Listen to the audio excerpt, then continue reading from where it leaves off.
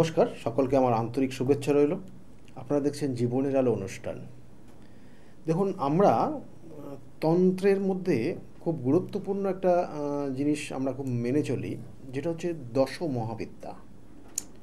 এবং এই দশ মহাবিদ্যার আপনারা বিভিন্ন ক্ষেত্রে জানবেন। এবং এই দশ মহাবিদ্যার যে 10টা অবতার, অর্থাৎ এই 10টা রূপ, মায়েরই রূপ এবং মা পার্বতীর রূপ, সেক্ষেত্রে কিভাবে প্রকাশ পেয়েছিল প্রথম, সেটা একটু আমাদের জানার দরকার। অর্থাৎ যখন শিব এবং পার্বতী কৈলাসে ছিলেন, তখন দক্ষরাজ তিনি একটা যজ্ঞের আয়োজন করিলেন এবং এই যজ্ঞে সমস্ত দেবদেবীদের তিনি কিন্তু নিমন্ত্রণ করেছিলেন আসার জন্য। কিন্তু তার জামাই অর্থাৎ শিবজি মহাদেব তিনি কিন্তু সন্তুষ্ট ছিলেন না। তার মেয়ে পার্বতীর বিবাহ নিয়েও কিন্তু সেই সন্তুষ্টর জায়গা তিনি প্রকাশ করেননি এবং সেই কারণে কিন্তু শিবকে কিন্তু নিমন্ত্রণ করেনি বা এবং মেয়েকে কিন্তু নিমন্ত্রণ, অর্থাৎ মেয়ে জামাইকে কিন্তু মেয়ে এখানে নিমন্ত্রণ করেনি, কিন্তু সমস্ত দেবদেবতাদেরকে করেছিলেন, অন্য দেবদেবতাদের।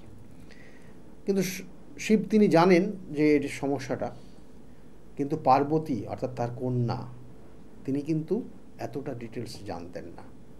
কিন্তু সেই কন্যা যখন তার স্বামীরকে বলছে যে আমি আমার বাপের বাড়িতে যাব, আমি জানলাম বাবা অর্থাৎ পিতা তিনি যজ্ঞের আয়োজন করেছেন এবং সেই যজ্ঞে আমাকে যেতেই হবে, তুমি আমার অনুমতি দাও। তার স্বামী অর্থাৎ শিবের কাছে যখন অনুমতি চাইছে, শিব জানে এর পরিণতি কি হতে পারে, কিন্তু শিব কিন্তু বারংবার সেই আসার জন্য অর্থাৎ পার্বতীকে পাঠানোর জন্য বা পার্বতীর সেই অনুমতি দিতে একদম না করে দিচ্ছে, অর্থাৎ দিতে চাইছে না।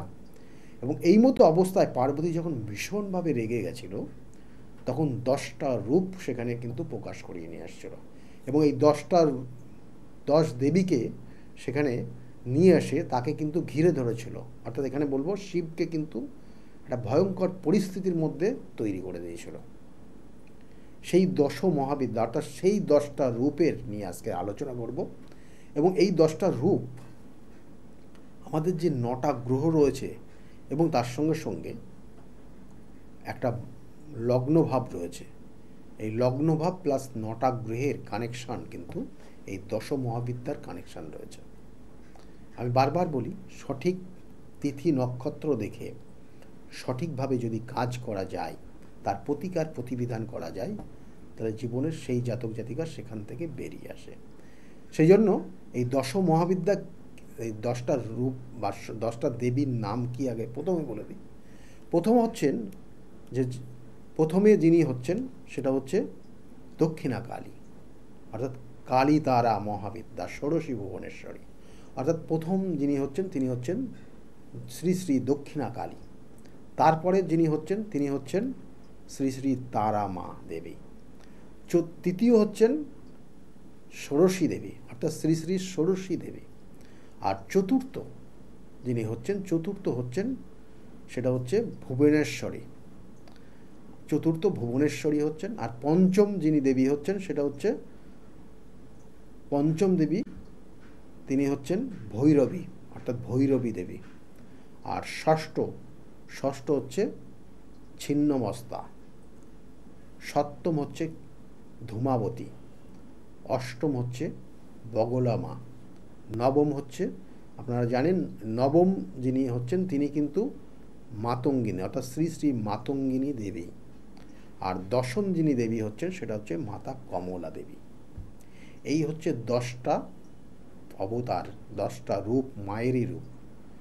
মা এখানে কিন্তু আবার বলছি, সেই নির্দিষ্ট দিনে সেইখানে কিন্তু প্রকাশ পেয়েছিলেন, অর্থাৎ এই 10টা রূপকে সেখানে কিন্তু নিয়ে এসেছিলেন এবং 10 দিক দিয়ে কিন্তু মহাদেব বা শিবকে কিন্তু ঘিরে ধরেছিলেন।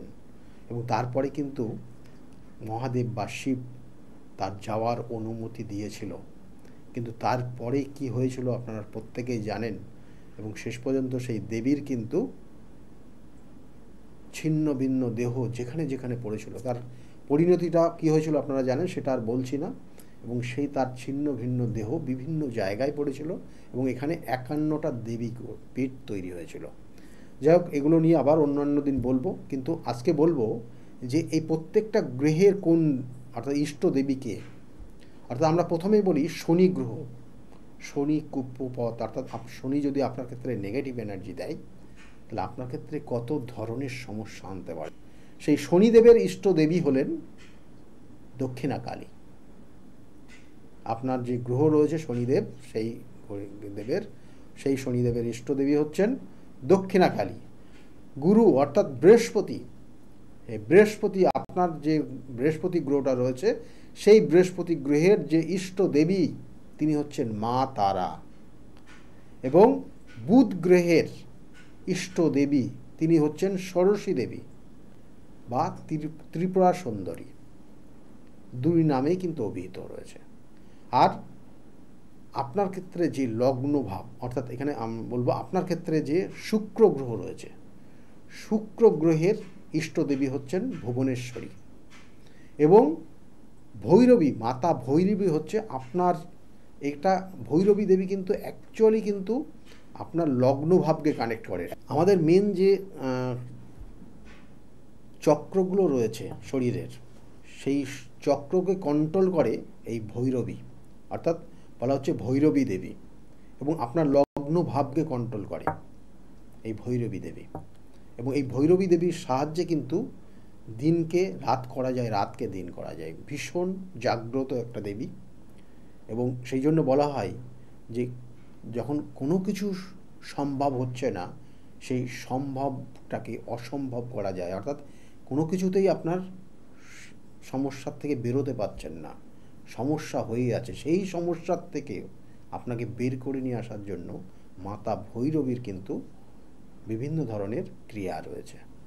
এবং এরপরে যেটা বলবো যেটা হচ্ছে পঞ্চম যে রূপ, সেটা হচ্ছে ছিন্নমস্তা, অর্থাৎ ইনি রাহুর ইষ্ট দেবতা, রাহুর ইষ্ট দেবী ছিন্নমস্তা। এবং কেতুর ইষ্ট দেবী হচ্ছে, আমরা মোটামুটি জানি যে কেতুর ইষ্ট দেবী হচ্ছে ধূমাবতী।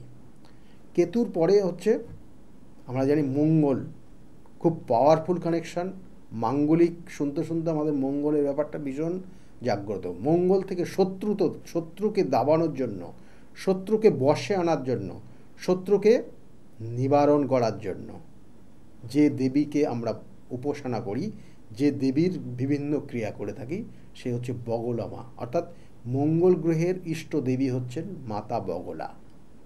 এবং এরপরে হচ্ছে আমাদের রবি গ্রহ রয়েছে, রবি গ্রহের ইষ্ট দেবতা হচ্ছেন মাতঙ্গিনী মা, অর্থাৎ মাতা মাতঙ্গিনী। এবং এরপরে যেটা হচ্ছে চন্দ্রগ্রহ, চন্দ্রগ্রহের যে ইষ্ট দেবতা বা ইষ্ট দেবী তিনি হচ্ছেন কে নাম শ্রী শ্রী কমলা মা, অর্থাৎ মাতা কমলা মা। এই হচ্ছে 10টা দেবীর রূপ। এবং এই 10টা রূপকে আমরা বিভিন্নভাবে পুজো করে থাকি এবং বিভিন্ন তিথি নক্ষত্র দেখে।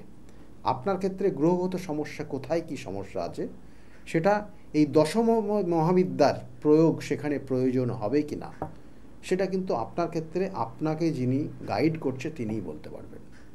কারণ আপনার গ্রহ নক্ষত্রের কানেকশান, আপনার গ্রহগুলো কোন নক্ষত্রে গিয়ে অবস্থান করছে, আমি বারবার বলে থাকি না যে 27টা নক্ষত্র, 12টা রাশি এবং 9টা গ্রহের সমন্বয়ে আমাদের জীবনযাপন চলে। আপনাকে সেই জায়গাটা বাধ্য করে গ্রহ নক্ষত্র। সেই জন্য সেই গ্রহগুলো কোন নক্ষত্রে অবস্থান করছে, কত ডিগ্রিতে আছে, তার কি দশা অন্তর্দশা চলছে। এবং সেক্ষেত্রে দশ মহাবিদ্যার যে 10জন দেবীকে বললাম, সেক্ষেত্রে আপনার ক্ষেত্রে কোনটা প্রয়োগ করলে পরে আপনার ক্ষেত্রে শুভ হবে, সেটা কিন্তু সেই সাধকের ওপর ডিপেন্ড করবে। এবং তার সঙ্গে সঙ্গে আবার বলছি যে সবসময় দশ মহাবিদ্যার প্রয়োজন হবে কি না, সেটাও কিন্তু ডিপেন্ড করবে আপনার জন্মছকের কানেকশানের পরিপ্রেক্ষিতে। সেই জন্য একটা জাতক জাতিকা দেখা যাচ্ছে যে পড়াশোনা করছে, পড়াশোনার লাইফ তার চলছে, কিন্তু অসৎ সঙ্গে মিশে গেছে।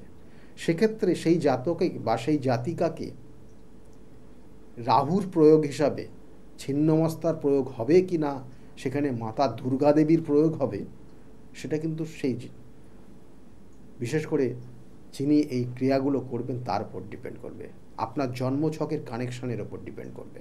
আমি বারবার বলি, কারণ সবটা সেই সাধকের ওপর ডিপেন্ড করবে কোন প্রয়োগটা করলে আপনার সেখান থেকে বের করে নিয়ে আসা যায়। আবার দেখবেন যে অনেক সময় একটা বৈবাহিক জীবনে একটা ছন্নছাড়া অবস্থা তৈরি হয়ে গেছে। একটা বৈবাহিক জীবনে একের পর এক তার জীবনের সঙ্গ নষ্ট হয়ে যাচ্ছে, তার বৈবাহিক জীবনটা নষ্ট হয়ে গেছে, বিভিন্ন সম্পর্কে মিশে যাচ্ছে। সেক্ষেত্রে সেই ছিন্নমস্তার প্রয়োগ হবে না কার প্রয়োগ হবে?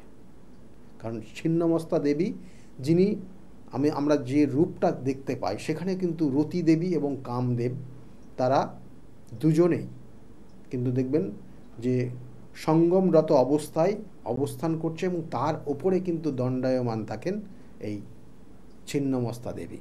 সুতরাং কখন কোন প্রয়োগটা করলে পারে আপনার ক্ষেত্রে যে সমস্যাটা আছে সেই সমস্যার থেকে বেরোতে পারবেন, সবটাই ডিপেন্ড করবে আপনার ক্ষেত্রে আপনার যে প্রতিকার প্রতিবিধান করবে তার উপর।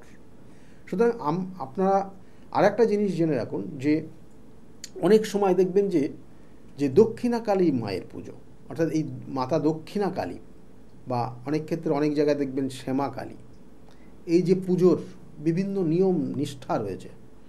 কখনো তারাপীঠে গিয়ে মা তারার পুজো করা হচ্ছে, সেক্ষেত্রে ব্যবসা উন্নতির জন্য কখনো করা হয়, কখনো জ্ঞান সঞ্চারের জন্য করা হয়, অর্থ পাওয়ার জন্য করা হয়, অর্থাৎ আর্থিক জায়গাটা দুর্বল আছে সেক্ষেত্রে করা হয়।